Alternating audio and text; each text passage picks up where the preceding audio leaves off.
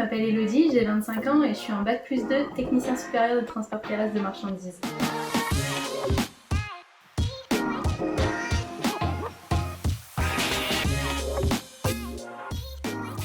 Je suis passionnée de danse. J'ai commencé la salsa, la bachata et la kizomba il y a maintenant 2 ans et demi. Et j'ai une association avec une de mes meilleures amies qui s'appelle Open Dance. On l'a lancée en septembre dernier. Je pense que je rêvais déjà de voyager, de voir du pays et de découvrir un peu le monde. J'ai choisi cette formation après avoir travaillé l'été dans une cartonnerie. On m'a donné une opportunité de découvrir le métier d'approvisionneur et j'ai adoré, j'ai fait ça pendant 2 semaines et je me suis dit qu'en fait c'était ça que je voulais faire, je voulais travailler dans le transport et la logistique. Ça va dépendre des années, je pense. Je dirais qu'au collège j'aimais beaucoup les maths parce qu'à cette époque c'était relativement simple. Et après je suis arrivée au lycée et j'ai découvert d'autres types de maths et là je me suis dit ouais non c'est pas ça en fait. Donc je suis restée sur le sport. J'ai pu faire mon bac de sport avec de la danse donc ouais je dirais le sport.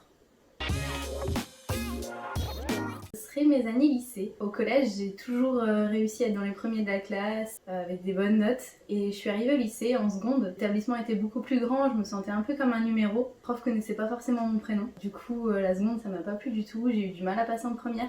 Mais j'avais pour objectif d'entrer dans une fac de droit, donc j'ai pas voulu baisser les bras.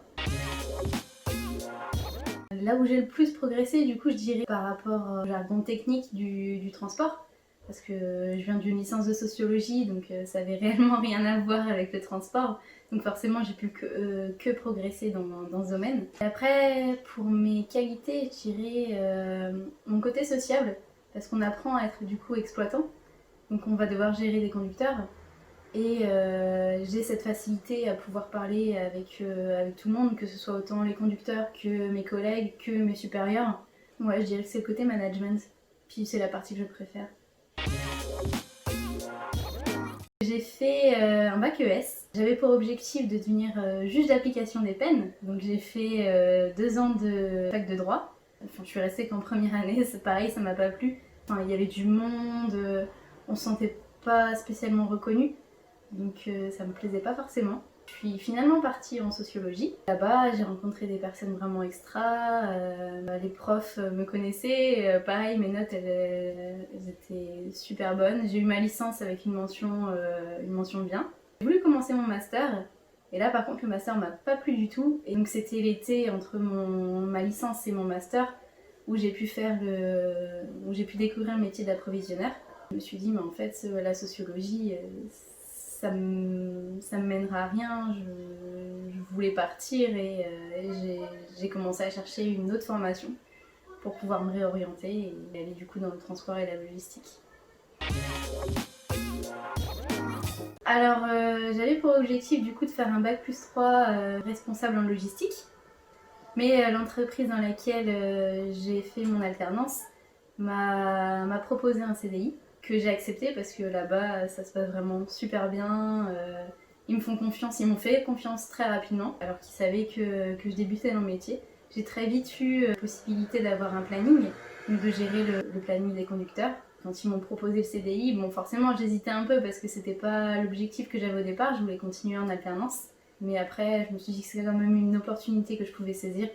Et j'y suis allée, donc je signe mon CDI dans les mois qui viennent, après mon diplôme. Pour les jeunes qui aimeraient faire de l'alternance mais qui hésitent, je le conseille totalement. Ça nous permet de découvrir le métier, d'être sur le terrain et d'apprendre des choses qu'on n'apprend pas forcément dans la partie théorie. Et puis à côté de ça, on peut se créer un réseau.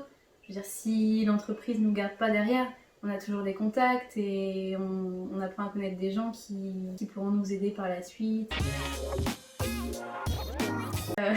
C'est du transport, donc je dirais un camion. Pendant que je travaillais dans la cartonnerie et que j'ai fait de l'approvisionnement, j'étais cliente d'une personne qui est devenue mon amie par la suite. Ça a très vite matché entre nous et je lui ai parlé du coup de mon master, que ça me plaisait pas et que j'avais vraiment adoré travailler avec elle. en tout cas dans ce métier-là. Et à l'époque, j'avais déjà 23 ans et pour moi, c'était inconcevable de partir dans une autre formation, de recommencer au début et de recommencer avec des jeunes qui avaient entre 18 et 20 ans. Et là, elle m'a dit que c'était jamais trop tard en fait. Que si j'avais quelque chose à faire, que le métier me plaisait, c'était pas trop tard, que je pouvais le faire et que c'était toujours accessible et que par la suite, ça me serait que bénéfique. Et au final, elle avait raison. Je suis très heureuse du chemin que j'ai fait et je la remercie de m'avoir dit ça parce que je pense que c'est elle qui a fondé, qui a posé la première pierre des fondations que j'ai aujourd'hui, quoi. Je referai tout pareil parce que j'ai rencontré chaque année des personnes à qui je parle encore aujourd'hui, qui m'ont toujours soutenue et qui sont encore là aujourd'hui.